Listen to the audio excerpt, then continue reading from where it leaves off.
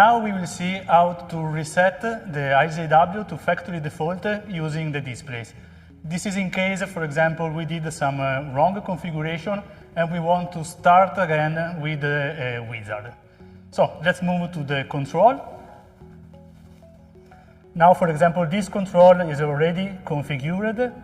I have to activate the display and just touch it and push the configuration button for more than 3 seconds.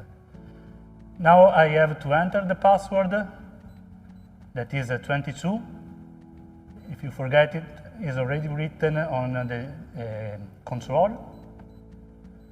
And then I have to navigate to the menu control and select with the config button and search for the parameter RSC.